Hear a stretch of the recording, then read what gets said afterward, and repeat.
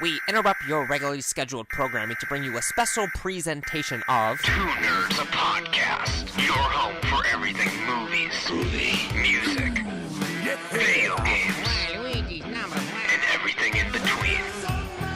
With your hosts, Bunny the Bruiser, and Dynamite Jared Latchey. How's it going, everyone?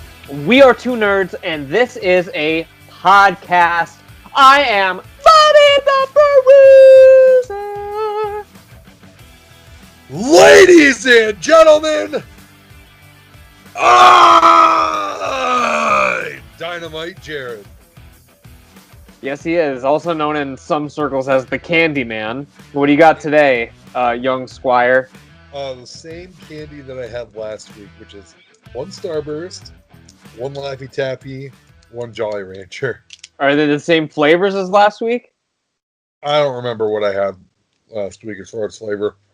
All I could tell you is that if I ate Laffy Taffy last week, I can guarantee you that it wasn't banana flavored, because I would never put that garbage in my mouth. Yeah, I'm not a fan of the banana. I'm not a fan of any yellow candies, I don't think. You don't like lemon ones? No, the fucking worst.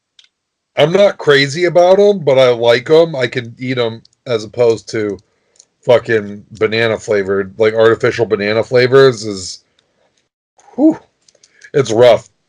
Yeah. And I like real bananas. I like real bananas a lot. Yeah, I like real bananas. But I guess banana flavored candy, yikes. I guess the deal is it's because it's like the banana flavoring is based off of what bananas used to taste like back in the day, because apparently our bananas now taste nothing like the bananas back then. So bananas back so then. What you're saying is our bananas taste good. No. Right. Well, I guess we're used to it. I mean, we don't know. Like, basically, when our grandparents got fucking bananas at the store, it tasted like banana candy. Like, that's what bananas used to taste like. Who's your source for this?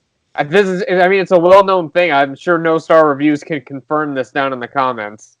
But we learned this in, like, high school, I think. It's just, like, in common. Candy class? Yes, in Candy class. Willy Wonka was there, every Friday? Every Friday was Candyland Day. Yeah. Interesting. Let us know in the comments below if you've eaten a 1920s banana and it tastes anything like banana Laffy Taffy. Sure. Well, the first thing I'm going to do if I get a goddamn time machine now. I'm going to bring my ass back. I have to wear like a ski mask or something because like I can't, affect the time period or whatever. What? You look too modern, or your hairstyle's too modern, maybe. But if you wear period clothing, like I don't know how people would know.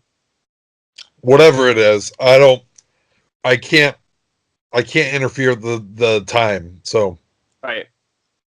I'm gonna put on a ski mask. I don't even know if they had ski masks in the 20s. See, that would throw them off because like, what the fuck is this thing on this guy's head? Yeah. And maybe I'll just show up with like a little masquerade mask. Yeah, you go around Mardi Gras season, if they did Mardi Gras around that time. And I'll just show up. I'll be like, please, sir, can you point me in the direction of the nearest banana establishment? And, I'll go to the banana store and I'll buy a banana and we'll see. We'll see if it tastes like the Laffy Taffy if I spit it up. And then that's really going to cause a fuss. Yeah, everyone's like, oh dear. I don't know why people still have British accents in the 20s. Wouldn't it be more like still have wouldn't it be like, yeah, buy these bananas. Yeah, basically. Depends which region you're going to, I guess. But yeah. So we've got a lot of shit to talk about this week, I guess, surprisingly. Got a lot of nominations to go through. We'll just go through the main ones. The Oscar nominations came out this week, and of course, this weekend is not only the Royal Rumble but also NXT TakeOver Phoenix. So we got to go through our predictions on that, and probably talk about some Dragon Ball because that happens every week. So that's the thing. Man. My camera's off. Your camera is off. Mm. Currently just looking at you. Oh, there he is. All right. All right. So yeah, what do you want to talk about first? I guess we can just plow through this Oscar stuff. I mean, we don't really need to talk about the best like sound design and stuff, but like the major awards, I guess, are what we really care about, right? Plow through them. All We're gonna right. plow through them. Is there a best adult film at the Oscars this year? No. I'm not interested in these awards then. Yeah. I actually watched a Philip DeFranco video the other day about how people campaign, well, how production companies and whatever campaign their movies to win Best Picture. Really? Yeah, it was sort of interesting. Kind of not.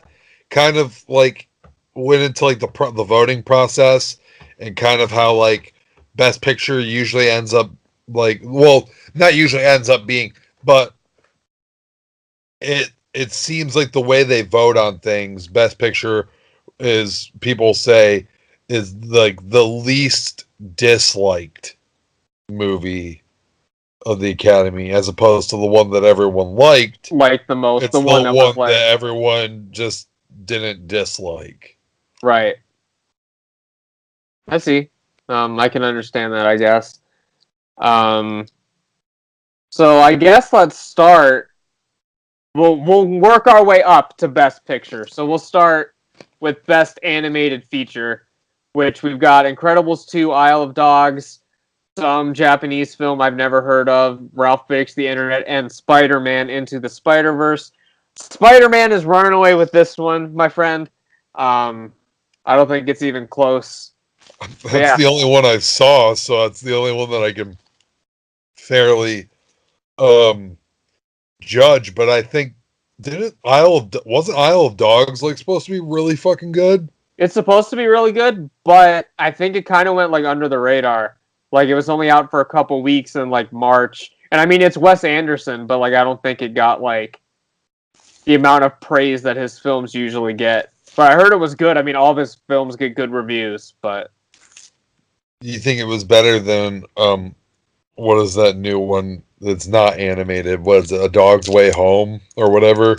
oh, I don't fucking know anything where about they like that, spoil man. the finish in the trailer. Dude, I didn't even know about that. So what? They fucking blew their load too early?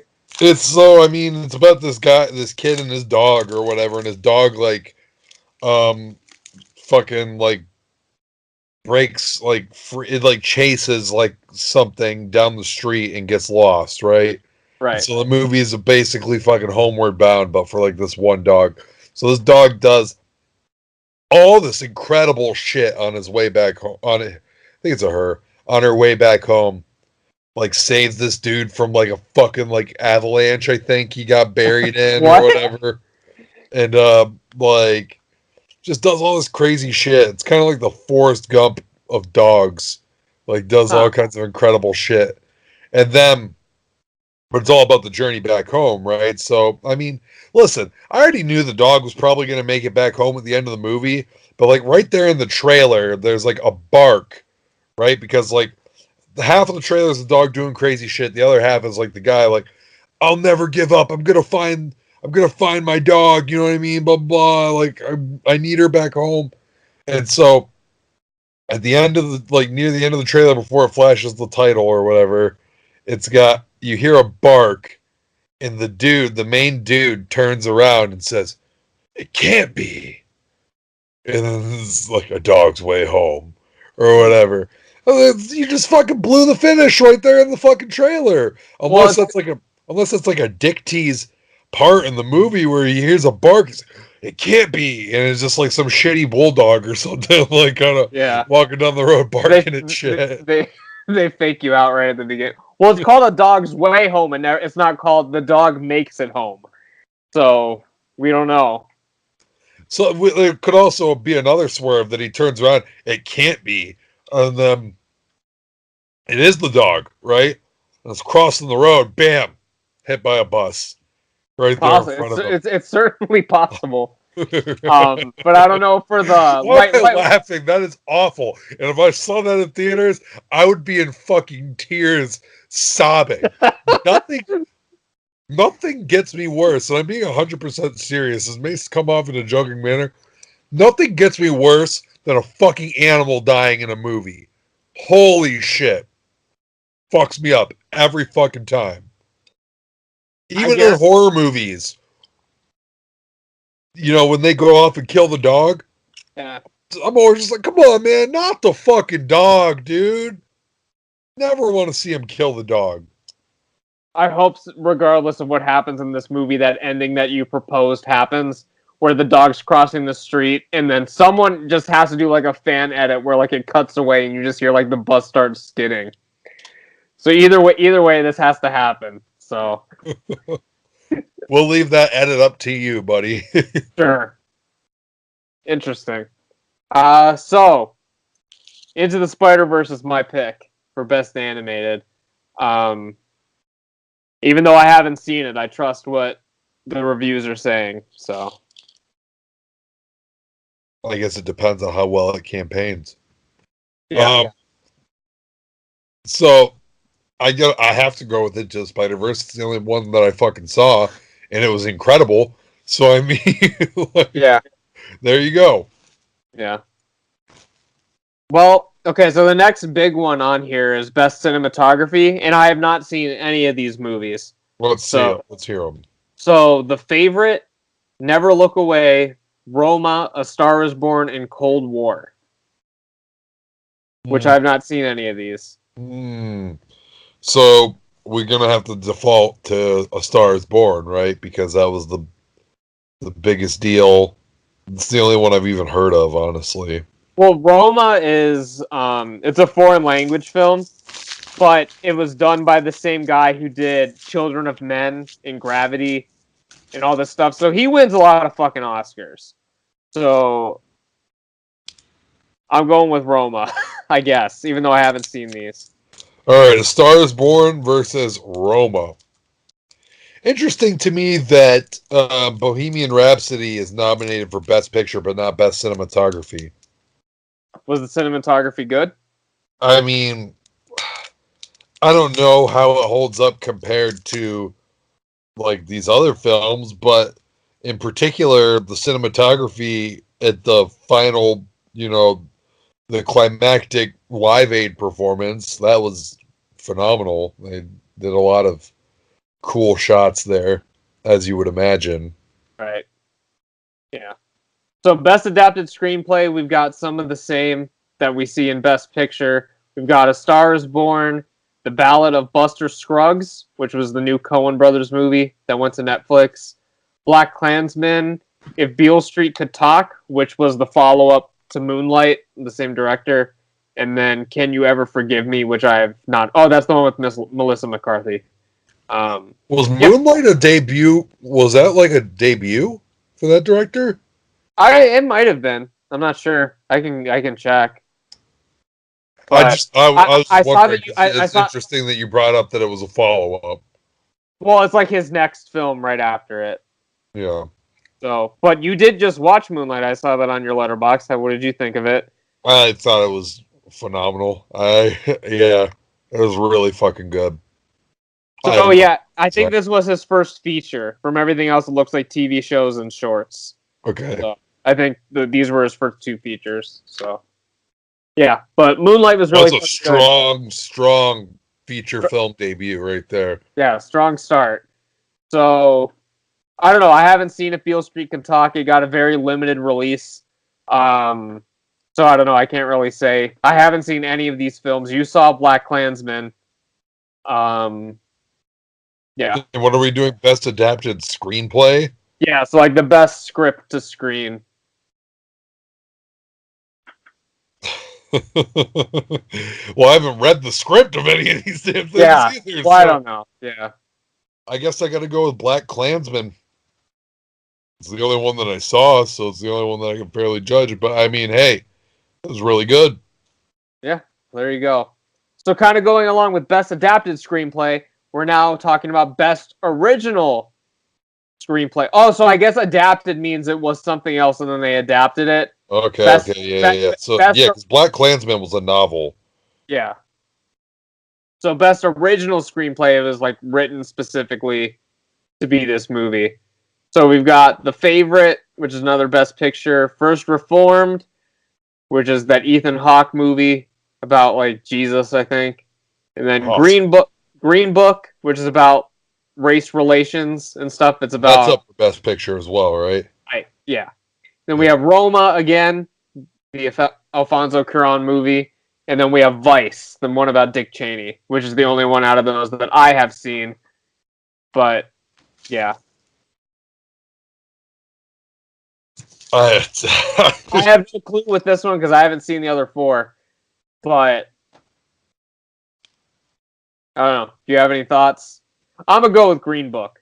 Just I'll have to go with Green Book as well since it's up for Best Picture. I mean, something else in there was up for Best Picture, but three of these five are up for Best Picture. what were they?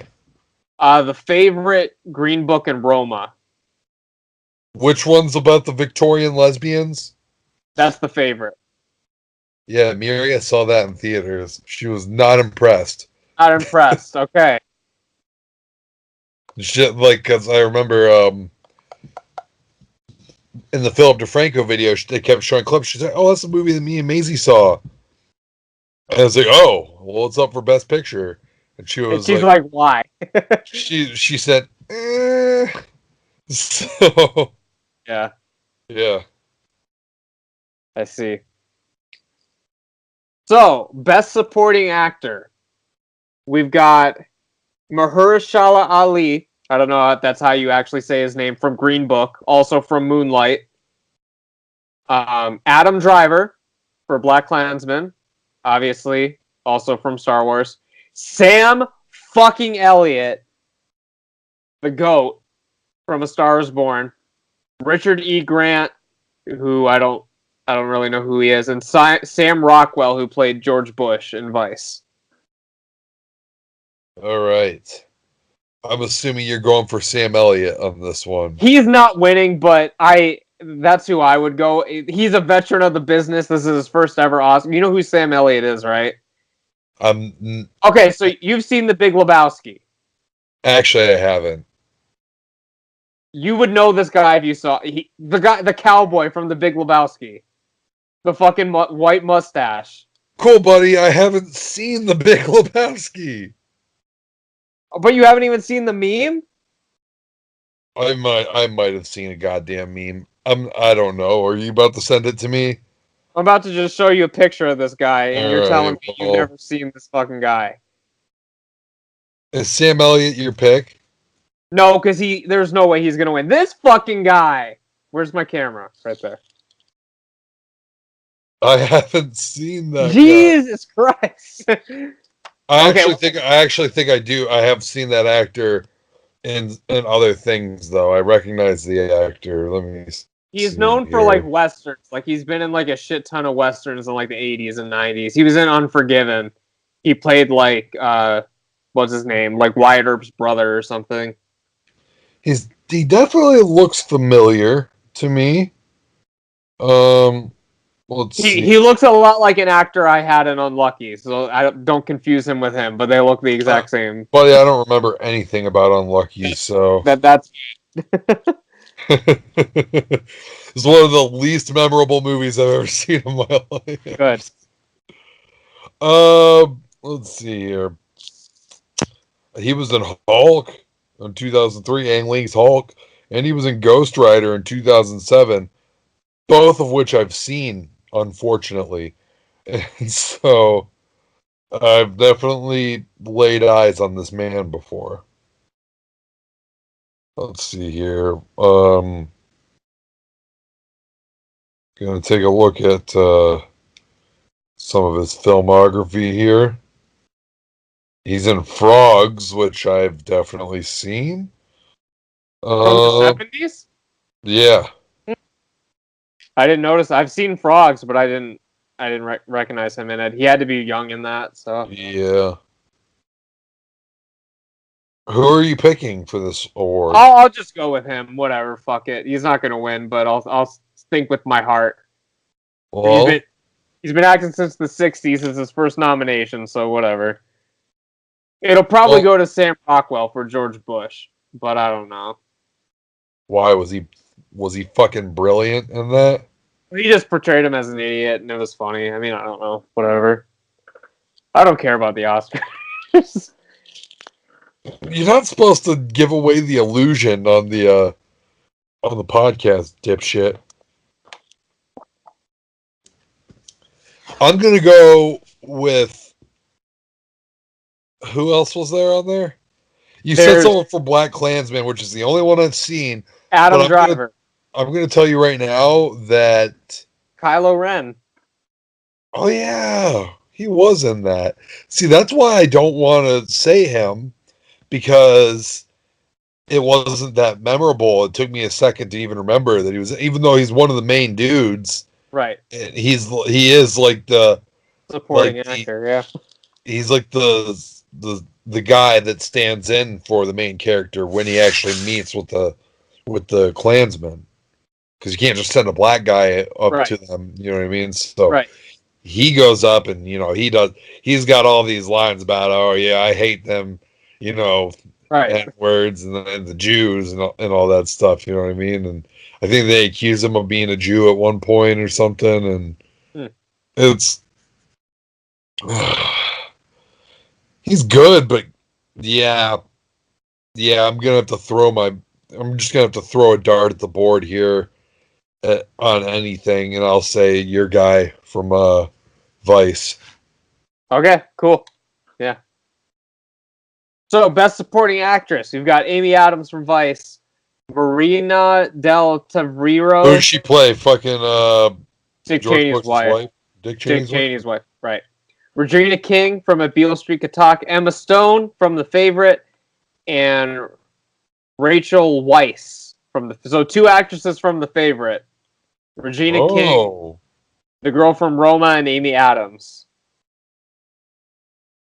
I wanted to go with Emma Stone.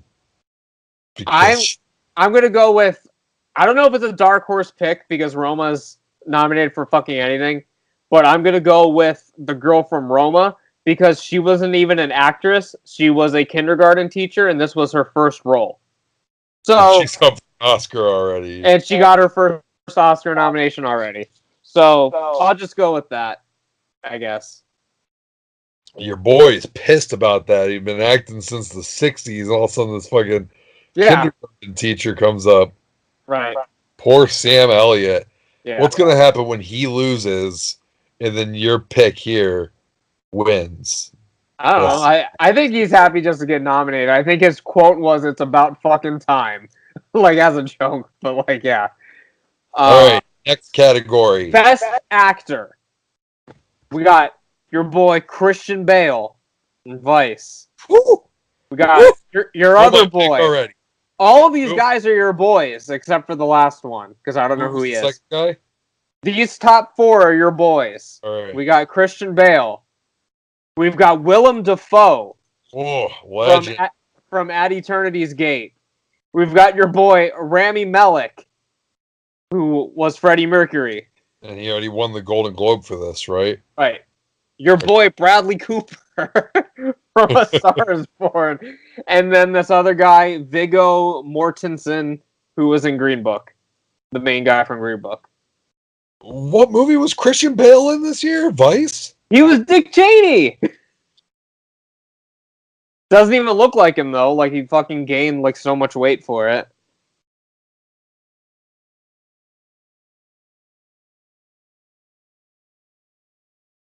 Did you not see what he looks like in this movie? I noticed I'm going to it right now. You just imagine Patrick Bateman and then picture this Dick Cheney. Oh my lord. Yes, he's quite the chameleon. Come on, Christian. Oh man, I mean, it looks nothing like Christian Bale. I know. That's nuts. I gotta go with Christian Bale on this, man. Are you kidding me?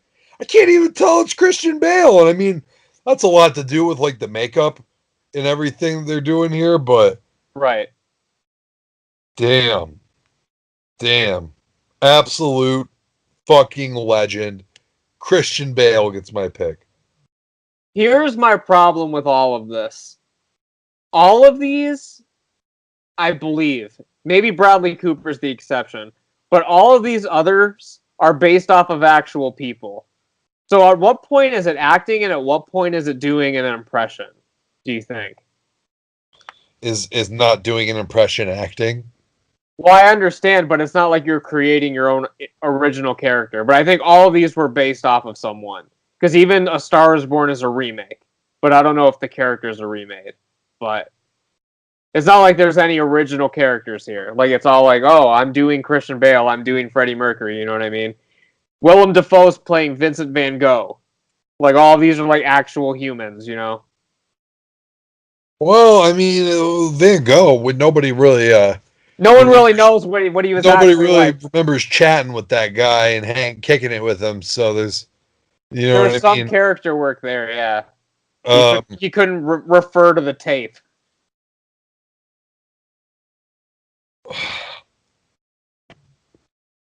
I don't know, man. Listen, if you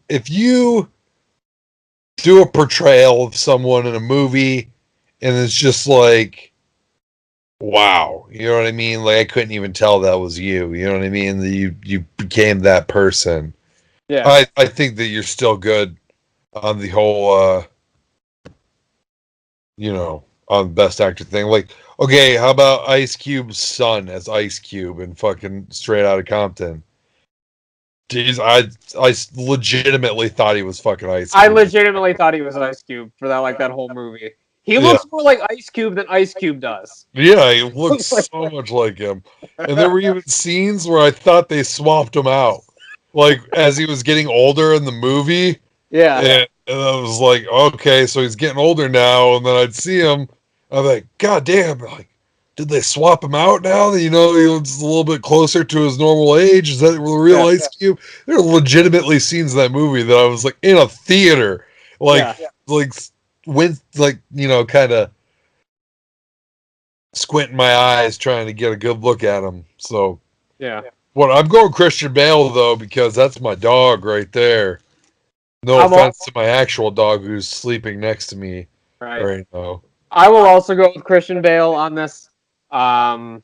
He's getting a lot of praise for the role. I mean, all these guys are getting praise for their stuff, but Christian Bale literally transformed his entire body, I guess, and he's completely unrecognizable. So, this is like the 3,000th time he's done that to himself. Christian Bale is gonna die of like stomach failure in like 2 years.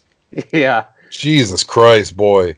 Yeah, and then he goes to the premiere and he just looks like Christian Bale. Like, you know what I mean? Like, he looked exactly like Christian Bale. Like, he didn't look like... He sure as fuck ain't gonna go around looking like Dick Cheney for the rest of his life. Got a good-looking man here, Christian Bale. Don't want him looking around like Dick Cheney. Jesus Christ. Oh, shit. Whew. So, we got Best Actress. Another girl from Roma. I think this might actually be the kindergarten teacher, so I might have to switch my pick. But I think this might be the kindergarten teacher. We got Glenn Close for The Wife, Olivia Colman from The Favorite, Lady Gaga from A Star is Born, and Melissa McCarthy for that drama she did. I'm going to have to go with Lady Gaga here because I haven't seen A Star is Born, but Jesus fucking Christ if everybody isn't fucking talking about this fucking movie. You know what I mean? So... Yeah, I'm going to have to go with Lady Gaga here. I think I'm going to go with Glenn Close. She won the Golden Globe for it, and she's getting a lot of silent praise for this. Honestly, I think A Star is Born was, like, nominated for everything, but I don't think it'll win anything. Anything at all? I don't know. I think it was kind of like... Because when that movie came out, like, it's like, all right, this movie is an Oscar bait fucking movie. Like, you know what I mean? So, like... What is an Oscar bait movie anymore, though? Because we'll see when we get here to Best Picture. Things are kind of weird. Another thing they noted in the Philip DeFranco video is that there's, like, trends in Oscar nominations, and seems like we're changing to a new trend right now. They were mentioning how, like, back in the day, like, something that we noticed, you know what I mean? Oscars were always like these big epic movies. You know what I mean? And then over the past decade or so, It's the indie darlings and they've been doing like indie movies and stuff like that. How they describe it, the movies that the people in the Academy would turn down. They wouldn't make these movies themselves, but for some reason they would nominate them for Oscars. And then and now it seems like they might be switching to really popular movies, as we'll see in Best Picture. As we'll see in Best Picture, yeah. So, Best Director, we have Yorgos Lanthimos for The Favorite. We've got Adam McKay for Vice. We've got Powell Pawlowski. So his first name is also half of his last name, for Cold War, which I've not heard of. I've heard of the Cold War, but I haven't heard of this movie Cold War.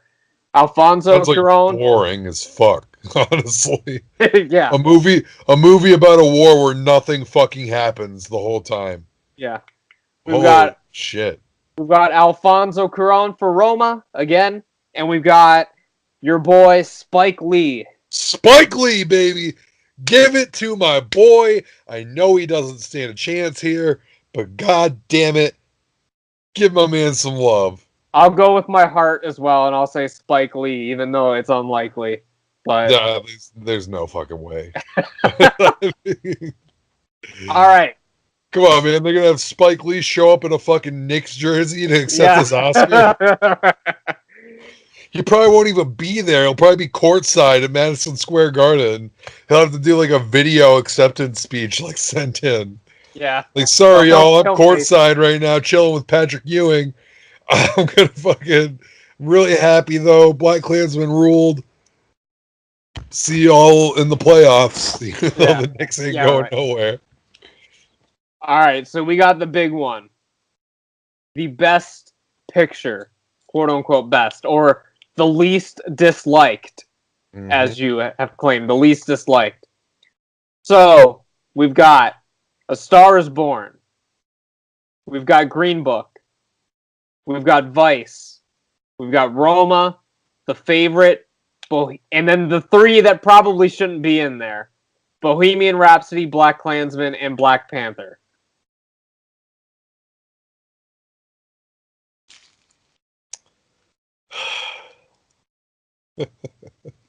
As you said, the popular movies that get put in. But yeah, I don't know. What do you think if Black Panther fucking wins this award? This is the only award it's nominated for, except for maybe like sound mixing or songs or something. But like as far as like other accolades, like acting, directing, cinematography, it's not even in the conversation. Like at least, how does it end up in Best Picture? Like at least when like Get Out was nominated and stuff, it was nominated for Best Directing and Best Writing and like shit like that. Like Black Panther, it's like just out of the top marquee awards, it's like just this. So I don't know. I think it's out of the running. It was just sort of a courtesy nomination, in my opinion. Courtesy to what? What did Black Panther do to deserve courtesy? I was thinking about this earlier today, and it's like, what about Black Panther makes it stand out amongst anything? It's just a fucking superhero movie. Right. And I mean, this is the mindset that I should have, right? It's just a superhero movie. But no, we're singling out the fact that it's a black superhero movie. The hero is black. Isn't that kind of racist in and of itself to really hold it on a pedestal just because of that? Like that we've straight up taken notice. Oh, those are black. You know, that's a black superhero movie, right? Yeah. At least with different. By the way, it's not fucking different. Okay. They've been doing black superheroes for a long ass time, and in the '90s, Have you not seen Hancock or Steel? I didn't even think of those, but they certainly didn't get nominated for Oscars. Neither did mine. Spawn. Right, yeah. But I mean, black Certainly superhero not. movies have definitely fucking happened before. Yeah, but not to this level, I guess. But yeah, I understand what you're saying, but I don't think it should be in the best picture conversation. I don't even think it was the best superhero movie to come out this year. Black Klansman I can understand because it is nominated for other accolades. Best screenplay, best director, like shit like that. Best actor. So that one makes sense, but I agree with you on the Best Black. supporting actor. Right, yeah, you know what I mean. But yeah, I get what you're saying about Black Panther. It's just in there for the sake of being in there. Which is just weird. I don't know. You already got Black Klansman You got one. in the running, which I think is deserved. I mean, I haven't seen any of the other movies nominated really, but I don't know. Black Klansman was really good, and there were some cool like artistic things kind of like in there. I don't know, man. I'm not a member of the Academy, so Yeah.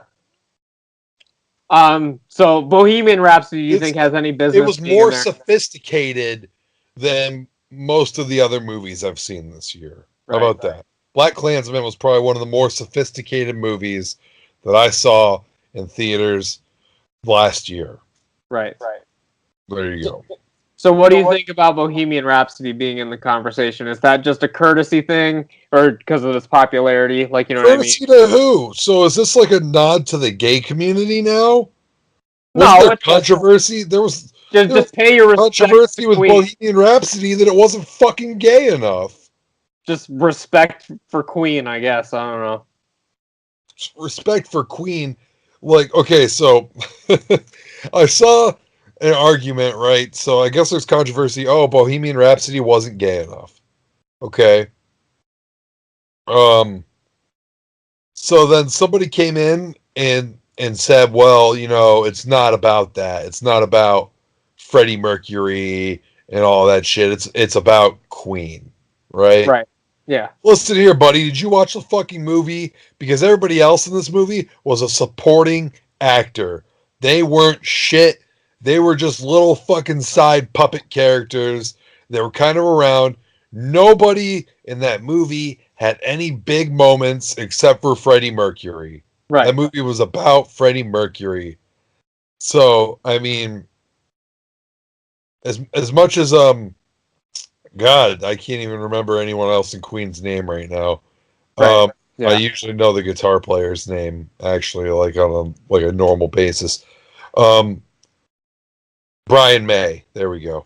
Yeah. Like Brian May and them, they, I guess, the whole script, this whole project was on the shelf for a long time because they wanted to make a movie about after Freddie died when they tried to continue without it. Oh, really? Yes. Oh God, you're gonna make me fucking kill myself laughing so hard. Yeah, hell of a movie. It just opens with after Freddie's funeral. They're just sitting in a room like, well, now what? Now we gotta go call Paul Rogers for Bad Company to fucking sing for us. Fuck that. Holy God, nice try, Brian May. Nobody gives a fuck about Queen. They only care about Freddie Mercury, which is why people were saying this movie's not gay enough. Yeah. Which, by the way, I mean, it was plenty gay. I mean, he had a few boyfriends. You know what I mean? He flirted with a bunch of guys. Yeah. It was kind of gay. It wasn't full gay. It was kind of gay. I mean, I haven't seen it, but... It was pretty fucking gay. I mean, it wasn't fucking getting jacked off on the beach while you're smoking a joint moonlight gay. Yeah. But I mean, like... Not that there's anything wrong with that. No. Dude, I gave the movie 4.5 stars. I fucking loved it. 4.5 out of 5. Miria, was like, "Oh yeah, what did you rate it?" Because Miria fucking loved it. She was like Yeah. all about it. I've been telling her for like probably all year, ever since I heard about this damn movie. Miria, like, we need to watch this movie Moonlight because I think you'd be really into it. Yeah. I mean, so she's like, "No, it sounds like it'd make me sad." But at the end of the movie, she was all fucking hyped, and I was like, kind of sad. I was like, Right. Yeah. like, that's cool. I mean, It's cool they're together, but like it's just like depressing. Like the whole movie is yeah. like a fucking depressing shit show. You know what I mean? Like, at the end, like, the big payoff is like, oh, he's resting his head on his shoulders. You know what I mean? What Like, does that mean? Like, are they gonna get together, or is this just another chapter? Like, we don't know what it means. We can I don't assume even know. We can assume they get together. I can assume. I don't really care. Like, that's fine. I mean, I do care, but it's like, I'm not even worried about, like, kind of like the sort of ambiguous ending that it gets. Just like literally the entire movie is like this dude's struggle. There's no highs in this movie except for when he gets jacked off on the beach. Yeah. It's like the one single high. I guess his time with Juan. He's got some cool moments with Juan too. He teaches him how to swim and stuff like that. But most of this fucking movie is like, there's my druggy mom. My only father figure in my life died. I'm getting beat up at school because I'm fucking gay. You know what I mean? Like, right. As an adult, I'm a fucking drug dealer.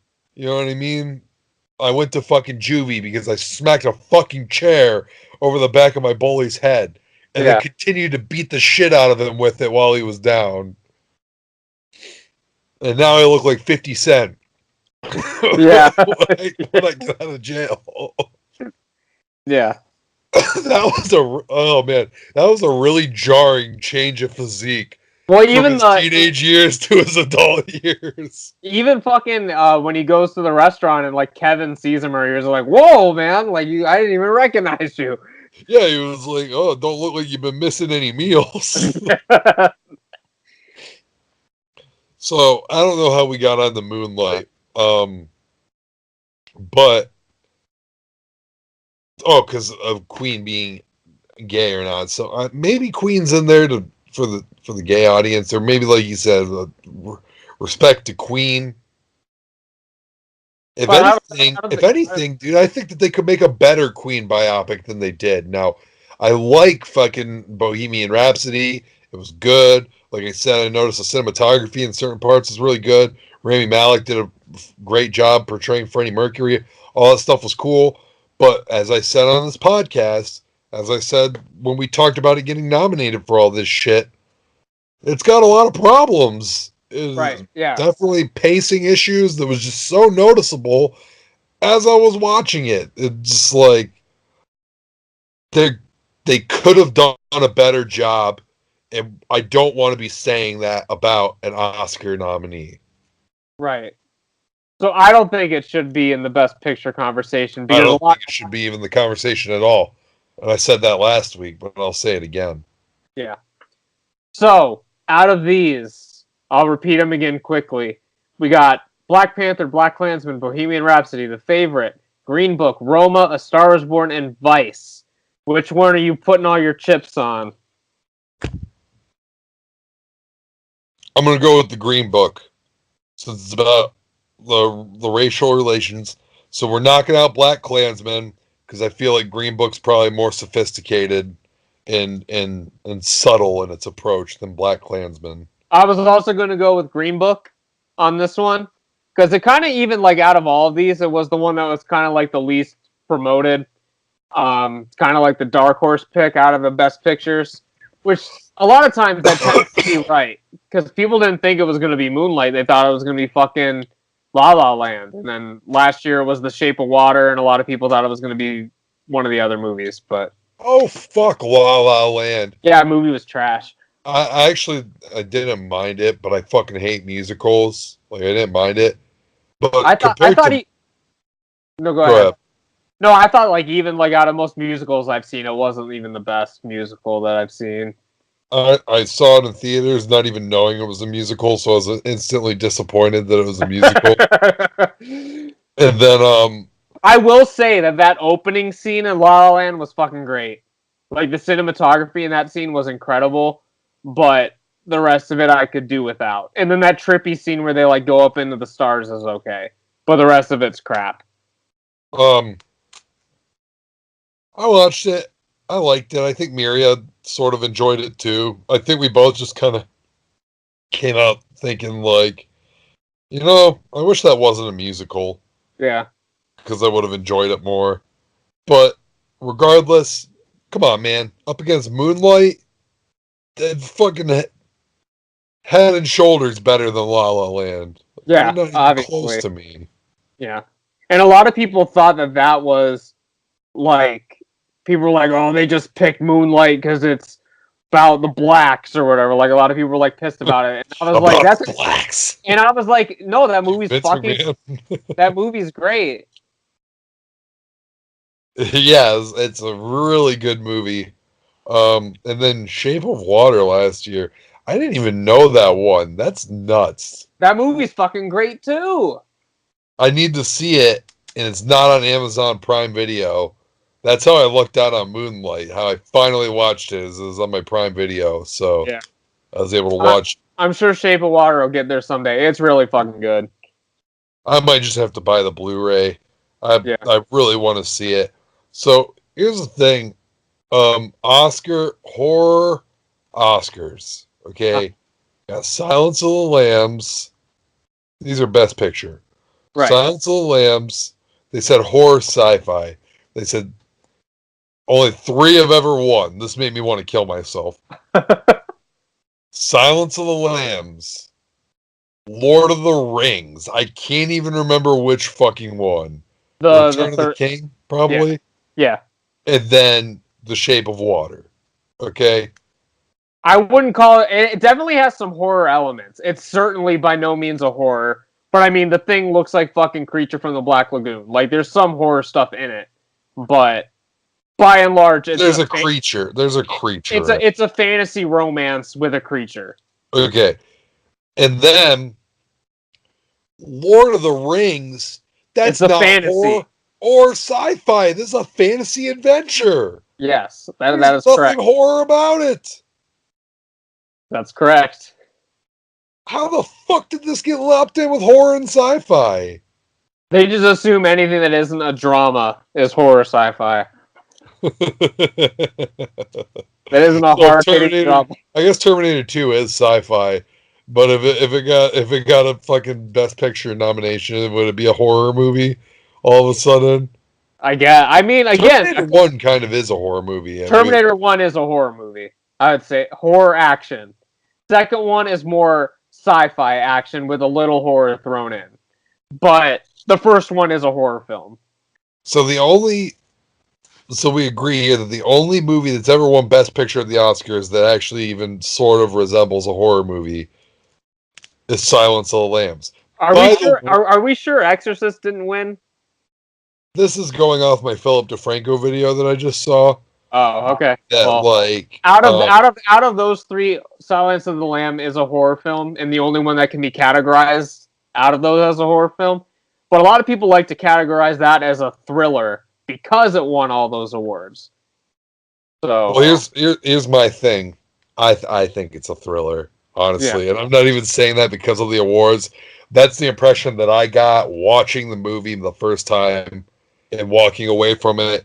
Is that the only part of the entire movie that I thought was like horror was at the very end with the night vision goggles.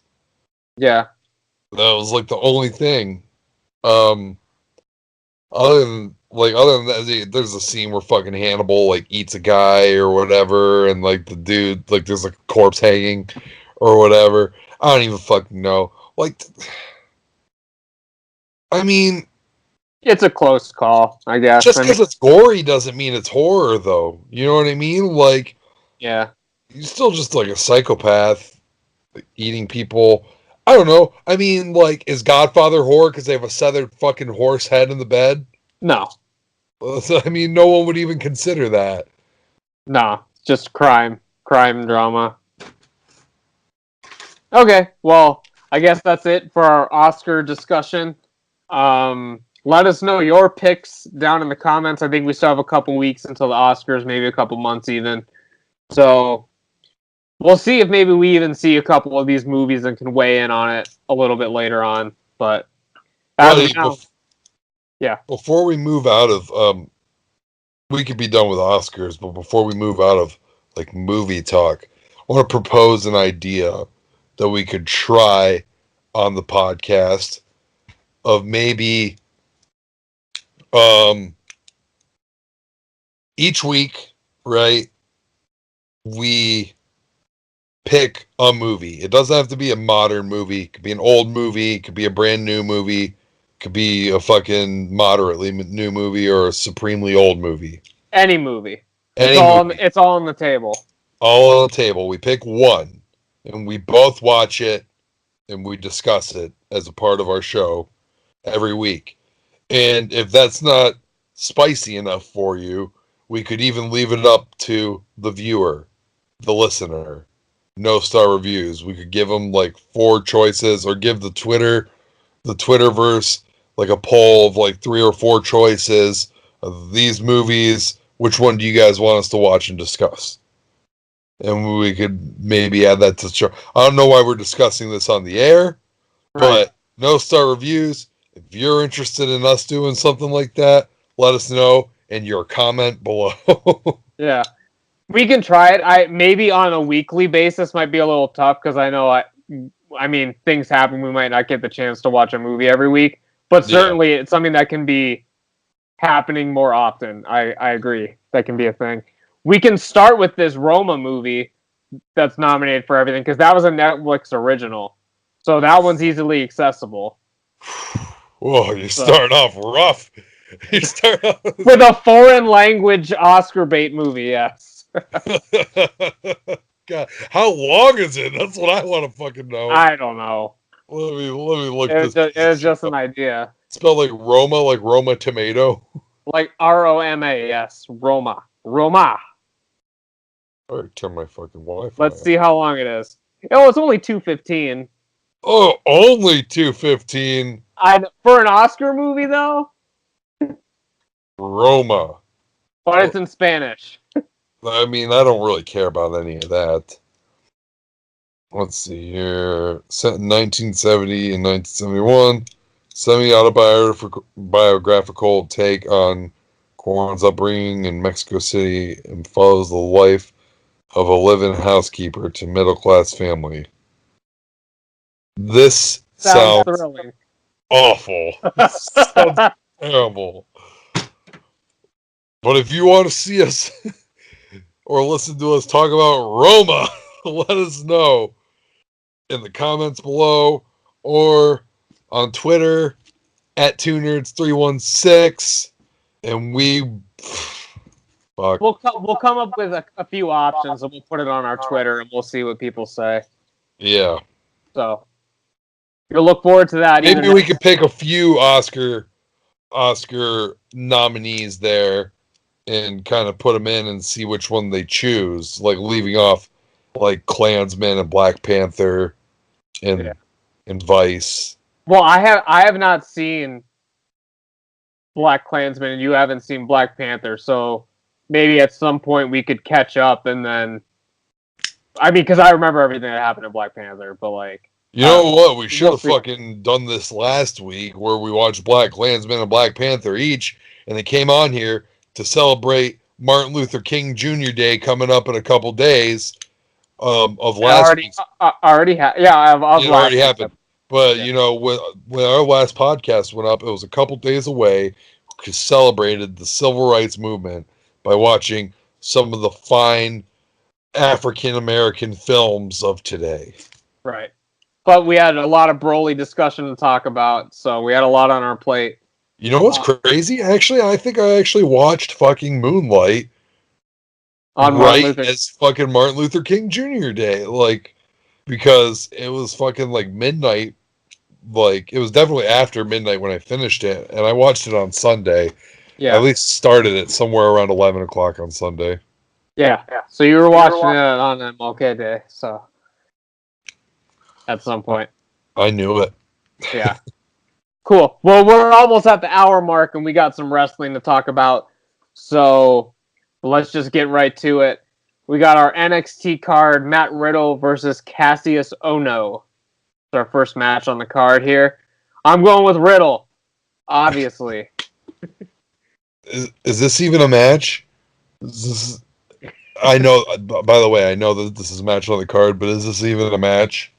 Like, I will literally, I don't want to say this, because I don't know what the fuck WWE will do that'll just, like, fuck me over.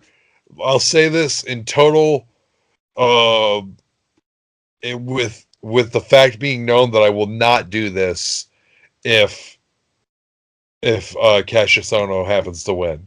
But if Cassius Ohno wins, I will upload my dick pics onto Twitter.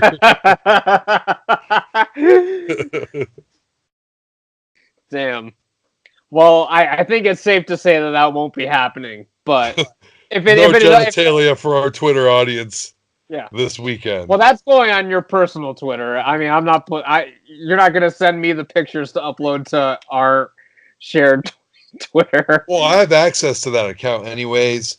But even if I upload them on my personal Twitter, I have confidence that you will retweet them on our official Twitter account and tag Cassius Ohno. Yeah, tag Cassius Ohno and say you made this. Damn. So we got Ricochet versus Johnny Gargano for the NXT North American Championship. Who you got? I think I'm gonna go with Johnny Wrestling on this one because I think Ricochet is gonna be in the Rumble and he might be on his way up pretty soon. I mean, everyone knows who he is. So, well, I mean, they just called up like 6 people and they still haven't done anything with any of them. True. But I think Ricochet will be in the Rumble regardless if he wins this or not. So.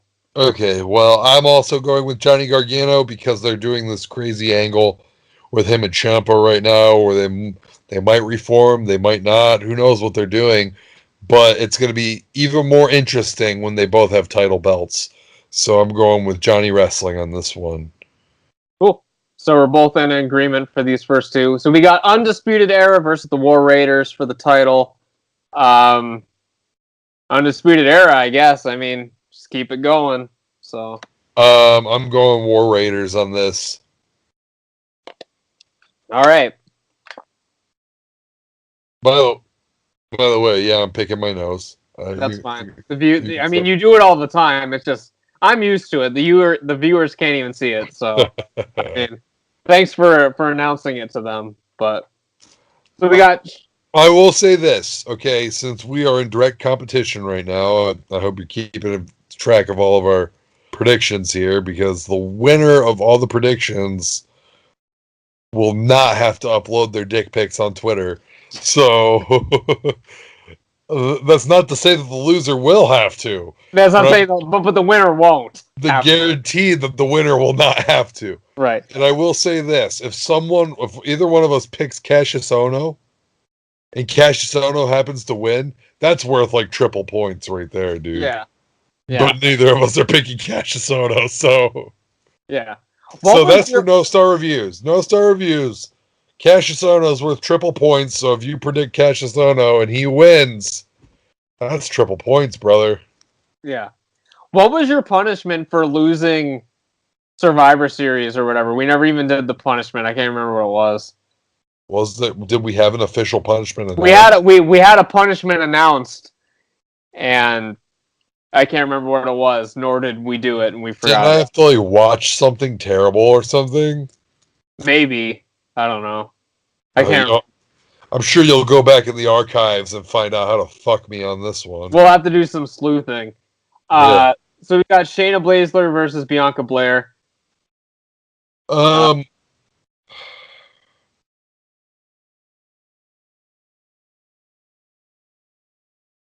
going to say Bianca Belair by disqualification. By DQ?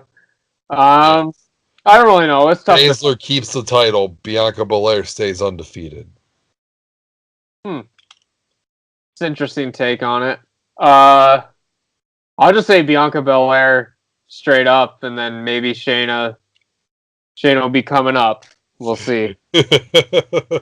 We'll see. I hope that all of your predictions for this show are literally just based on, I think this person's going to be in the Royal Rumble the next night.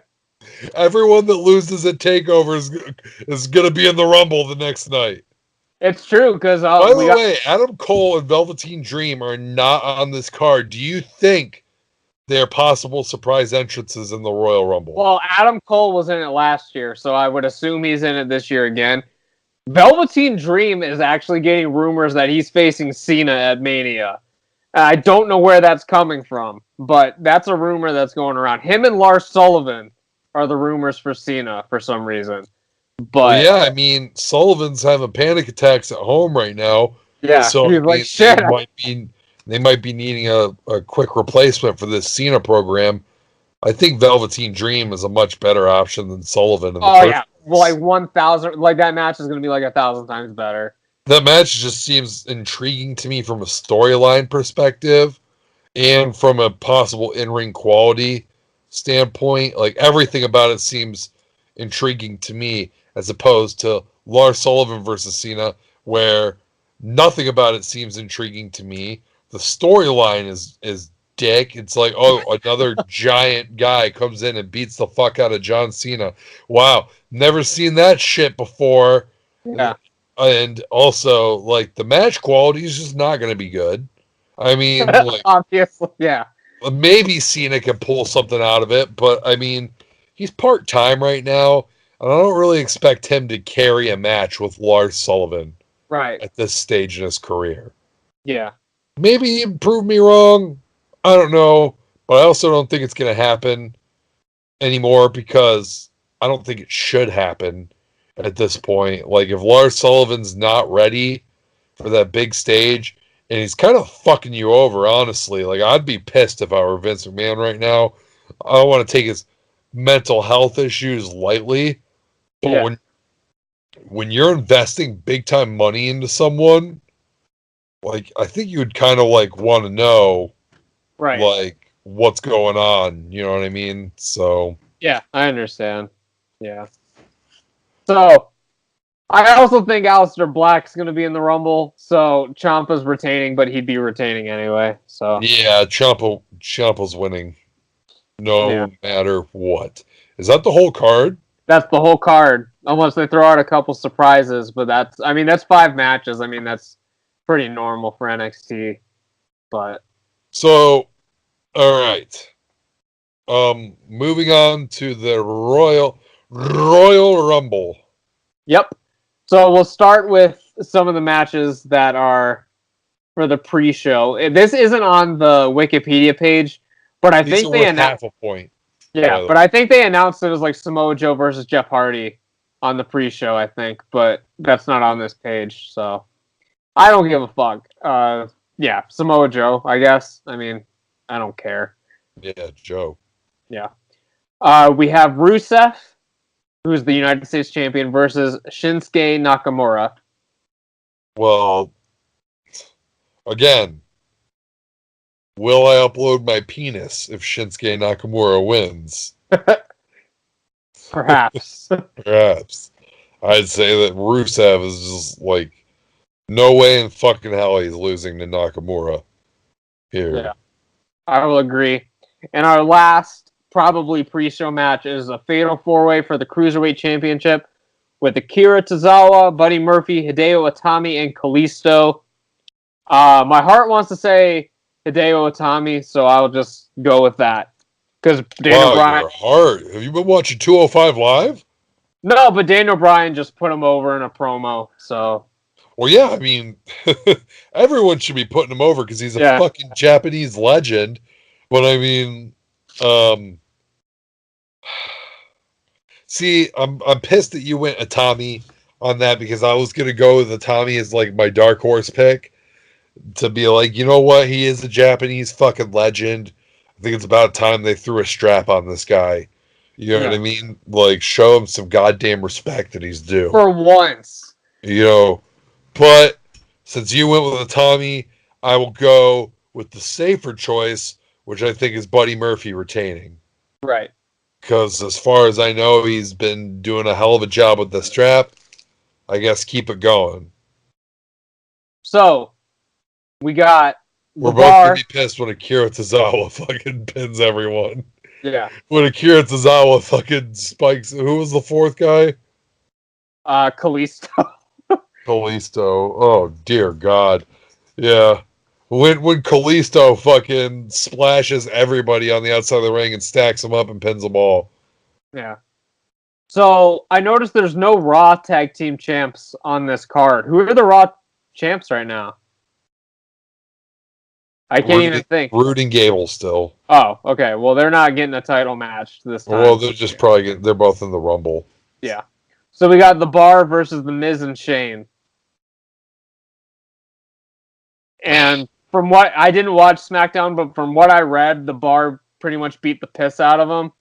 So going by that, I would have to say The Miz and Shane win the straps, but probably by nefarious means. I'm going Miz and Shane too. I think that this tag team is kind of hot right now on SmackDown. They've been drawing, from the segments I've been watching, they've been drawing really positive reactions. And I honestly think that they've got good chemistry going with their comedy segments and stuff. So I'm all for Miz and Shane winning the tag belts. I'm actually hoping that's what happens because I don't want Miz to turn on Shane just yet. Yeah, it's too soon for that. So let's see what else we can talk about. So we've got, well, I guess we'll stick with SmackDown. And so we got Asuka versus Becky for the championship. I'm going strong with Asuka on this one. I don't think Becky's winning this. I think that there's a chance that they could fuck Asuka over and put the shit back on Becky. But I'm calling Becky losing to show up later tonight in the Royal Rumble and win. That is also that was my prediction. So I guess we're gonna just go with the Women's Royal Rumble on this too.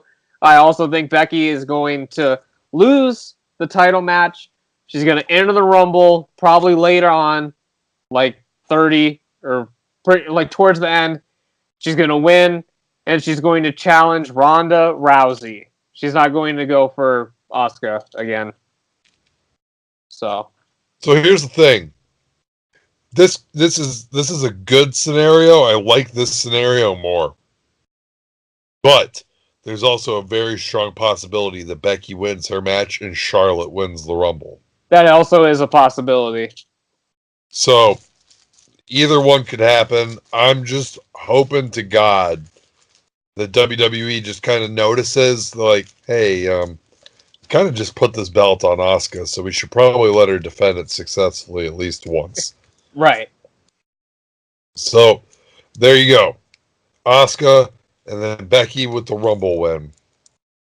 And I'll say that she throws Nia Jax out last. Yeah, I mean, that would make sense.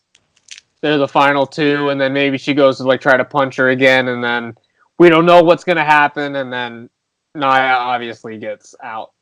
So, yeah. Cool. All right. So, we've got Ronda Rousey versus Sasha Banks. I think this is pretty obvious that... Don't make me laugh. Yeah. Oh, my God. I think I will legitimately post myself doing the GOAT on Twitter if Sasha Banks beats Ronda Rousey here. Yeah. I feel like this is hard because, like, with these title matches, I think it's pretty, like, obvious, but I mean, like, they've been known to, like, swerve us for absolutely no fucking reason. So, but yeah, Ronda is the obvious pick. We got your boy, both of our boys, Daniel Bryan versus our other boy, AJ Styles, for the title. I'm thinking Bryan wins. Yeah, I'm really wanting Bryan to send AJ packing on this one, so yeah. Yeah, hopefully AJ is off to Raw here at some point, and Maybe AJ wins the Rumble and he challenges Brock Lesnar. you can't. I have a funky prediction here that I'll make just to be different later. Okay. Because I don't think you're going to go with this later, but I will say for right here, I don't foresee them doing two challengers losing in the same night and both of them. Oh no, it would no, it wouldn't happen in both cases for sure. So, I'm just gonna say Brian beats AJ and AJ goes off to do whatever else. Whatever he does, yeah.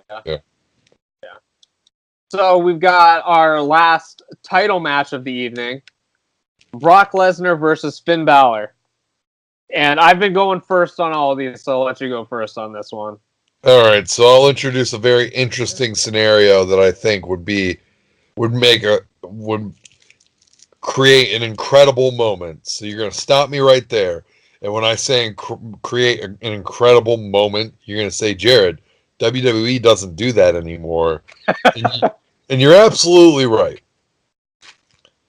But I think that there's a chance here that they could recreate something very special that happened over a decade ago. And I'd say Finn Balor can win this match off of Braun Strowman interference. Braun Strowman interferes. Lesnar does not have automatic rematch clause anymore. Finn Balor gets a win over Lesnar, but Braun Strowman gets the big rub by pinning Lesnar clean in a non-title match at WrestleMania. Finn Balor wins right here. It's an interesting moment. My heart has always said Finn. Here's the thing. Regardless about what happens, this is going to be, unless Brock fights another little guy in the next year, this is going to be his best match of the year, because Brock only has good matches when it's a guy that's under 200 pounds. So, it's going to be a fucking good match. But minus Cena. In the past like 2-3 years, since his monster run, since he beat Cena that one time at SummerSlam. Okay. Since then, all of his matches have been shit. Reigns at Mania. They had a good match at Mania the first time. Yeah, it was alright. And Goldberg at Mania. They also had a good match at Mania there, too. Yeah, that match was great, but as far as technical classics... Okay. The Goldberg match is big move, we're in and out in 3 minutes. Yeah. But that match was fucking great. But Lesnar jumped over Goldberg's spear. When he jumped over the spear, I shit my pants. It looked like he got shot out of a cannon. Oh, we watched that together, didn't we? We watched that at Al's house. Yeah, it looked like fucking Goldberg turned on, or Lesnar turned on moon gravity and Tony Hawk. Like when he went over him. Was nuts.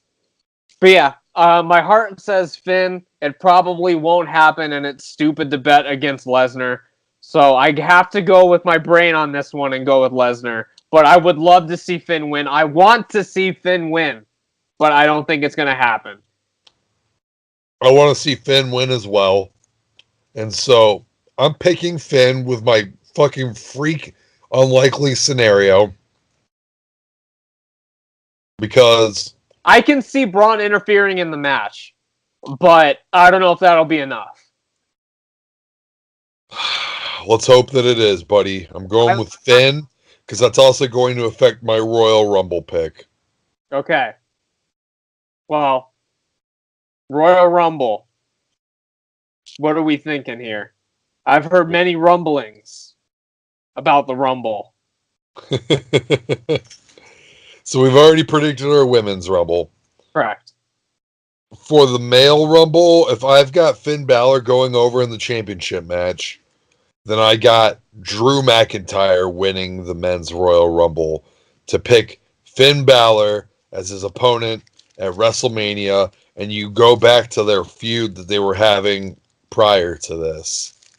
Right. That's interesting, I guess.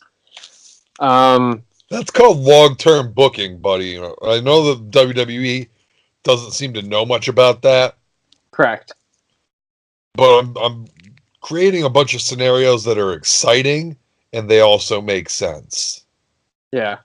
And I know that Finn and McIntyre, well, they could go in at Mania and tear the fucking house down. Like, there's no Right. doubt about it. They could definitely do it. But at this point, I mean, I know McIntyre's been a big thing, and he was a big thing when he was Drew Galloway, like, overseas. But is he your top guy this soon? Like your marquee match at Mania this early on his main event push? I think Jesus it might. Christ. I think it's too early for him. I mean, I don't know how WWE see him, but like from a fan's perspective, Who else do they have? They don't have main event stars right now. They just don't. it's true. And I mean, they might never have anybody that big again. I mean, they were trying to make Roman Reigns that, but I mean, who's the next John Cena? Is he in the company right now? Roman Reigns wasn't even the fucking next John Cena, even though he was supposed to be. Yeah. You know what I mean? Like, nobody is at that level, much less a Stone Cold Hulk Hogan level, Right. Yeah. Not. Rock level. Yeah. You know what I mean? John Cena transcended the business. Now he's in movies. You know what I mean? John Cena's a meme. Everyone knows who fucking John Cena is. Right. You know, like, does everyone know who Roman Reigns is?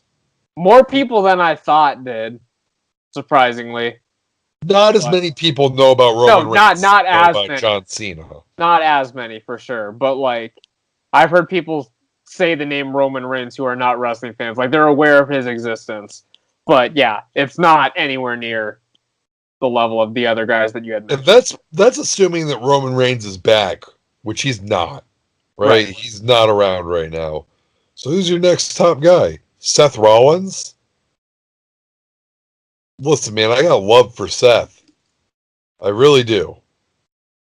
But I mean, it's not exactly fucking, you know, Not big and sweaty enough. it's not that. I mean, Steve Austin's not that big. He's bigger than me, but I mean, he's not who you think of when you think of WWE's big guys, like Vince McMahon guys. You know what I mean? So Yeah. I know. I understand. but he's more like kind of like a Shawn Michaels guy, which I mean, Shawn Michaels is huge. You know what Yeah. I mean? Yeah. But during his time on top, we all know business sucked Yeah. when Shawn Michaels was on top. So, I mean, like maybe Seth is that. I hope I'm wrong. I hope Seth finds something that really fucking breaks him out and makes him larger than life. Yeah. Because right now he's not, and nobody else is. So there's really no one to slot in there with Finn. And by the way, it's not even that big of a deal right now because they're not going on last anyways. Yeah. So I think Finn versus Drew is very realistic at WrestleMania as a title match. Yeah. You got Yeah, a I see. whole other title anyways. I mean, Yeah. I see what you're saying. Daniel Bryan versus probably who the fuck's Daniel Bryan gonna face? That's the interesting question. At Mania, we don't know. Shane? Miz? Shane, Miz, who knows? One of the rumors that I guess we should talk about, there's potential returns that are about to happen in the Royal Rumble. People are saying Owens and Zayn are going to be back, and people are saying The Rock is going to be back, and people are saying The Rock is going to come back and win. I guess. Which is possible because they wanted to do Rock versus Lesnar for WrestleMania 30, but that didn't happen. But who knows? I mean, who goes over in that fucking match? Rock? Isn't that like so fucking counterproductive though? Yeah. That you've been building up this guy for so fucking long. He's been just eating through your whole fucking roster. Who can beat him? oh, how about this guy that's going to wrestle like 2 times for you? You know what I mean? Yeah. Like, Rock's going to come, he's going to beat Lesnar, and then, like, drop He'll drop the title. No, like WWE, he'll probably fucking vacate the title the next night on Raw. I'll be Yeah. like, yeah, here it is. Like, man, I'm so proud to hold this belt, but I gotta go I gotta shoot a get back movie. to shooting the new Fast and Furious movie, you know? So, Yeah. peace. Yeah. I definitely think the winner is going to be someone on Raw, because the last like 2-3 years it's been SmackDown. And Rollins was the early pick. Everyone was saying it was going to be him. So I guess that's who I'm going with. Rollins and McIntyre. All right. Yeah. If your plan is what it is and Lesnar retains, then Rollins is definitely like the choice, in my opinion. Yeah. Definitely not Braun. Right. Yeah. Title. They can't fucking do. They gotta get rid of this Braun situation. It just hasn't worked. All right. What else do we got? Anything else? Nah, that's about it for this week. I was gonna bring up some more Broly stuff, but we'll save that for next week. So we'll, Dragon Ball Super episodes in pre-production confirmed right. today. And Not I much read, else to say about it. We Yeah. all knew it was happening. Just worth mentioning again. and I've read the first 3 chapters of the manga, so that's the episodes they're working on, I guess. So we will see. But we can talk about more Dragon Ball stuff next week. We've already been going for like over an hour 15, so I think it's about time we wrap up this podcast right off into the sunset. And yeah, you know what I mean. We're gonna get copy striked. Copy strucken. All right then. Well, go ahead and play us out then, buddy. All right, everyone. Make sure you guys follow us on the Twitter. Follow us on Instagram, All Facebook. right, Jericho. I'm just trying. We're trying to keep up the copyright strickenness. Yeah. So make sure the monetization never happens. So follow us on all of our social media accounts. Make sure you like this video, share it with a friend. Leave us a comment letting us know who you think is going to win all these matches at the Royal Rumble, if it has not happened yet already by the time you were watching this. And let us know your Oscar predictions and what movies we need to watch in the future. I am Buddy the Bruiser, and I'm signing out for this week. And I'm Dynamite Jared. We have been 2 nerds. This has been a podcast. See you guys next week. I did notice another Easter egg. I watched Geekdom's video, and there was one that I noticed that he did not notice. Oh. But I could be reaching here, but we'll get to it in the show, I guess. Alrighty. You think you can out geekdom? No, I don't know. I don't think I can out Geekdom him. But... No, I don't know. Huh. Maybe.